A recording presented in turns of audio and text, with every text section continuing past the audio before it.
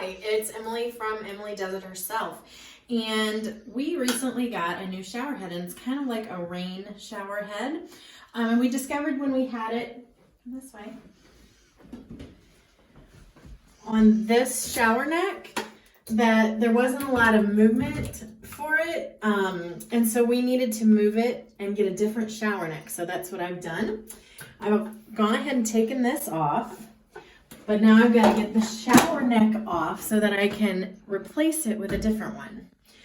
We noticed this one was a little bit tight. I worked at it for a while and then had to get the channel lock pliers in order to get it off. So it's already been loosened. So now when you take these off, you're not going side to side, you're not going back and forth, you're not going up and down. It's just a rotation. If you do more than the rotation, you're going to damage the pipe that's behind it. So you're going to turn counterclockwise, righty-tighty, lefty-loosey, like everything. And there we have that. So now I'm going to get my other new shower neck and install it. All right, so this is my new shower neck. You'll see that instead of coming out and down a little bit, it comes out and goes up. So it's going to bring my shower head out and make us be able to stand under it a little bit better. I went ahead and put that, I think this is called a escutcheon on. Usually I'll call it a flange, I don't know. But I went ahead and put that on. And then I have my Teflon tape or my plumber's tape or whatever you want to call it. And I'm going to put that on in a clockwise motion so that when I attach this to the wall, moving it in a clockwise motion, it doesn't unravel it. Okay, so I'm going to wrap this around, like I said, in a clockwise motion. I started right where the ridges started. I'm going to hold it in and then wrap it. I'm just going to do it 2 or 3 times. So we don't want any leaks going on behind the wall. Okay, there we go. Smooth that down, and now I can take it in the shower and attach it. Okay, so I have my hole back there where I'm going to attach this. I line it up, and I'm going to turn it.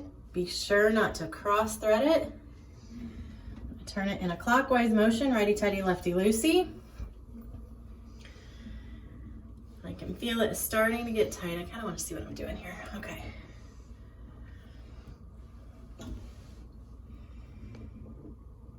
Okay, I think I can go at least another time around. It's starting to get very tight.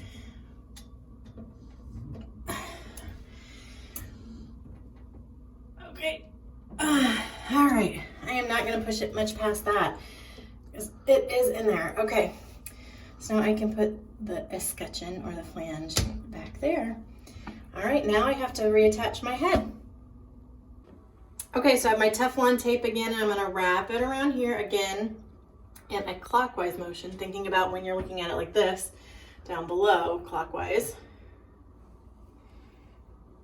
Wrap it around a couple of times. All right. I've got my shower head, which I just actually got for Mother's Day.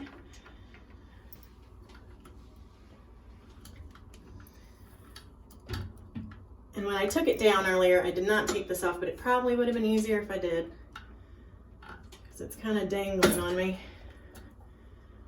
I'm trying to hold it so it doesn't hit a bunch of things. Okay, it is grabbed now, I think. Might just be able to do that. Oh, okay.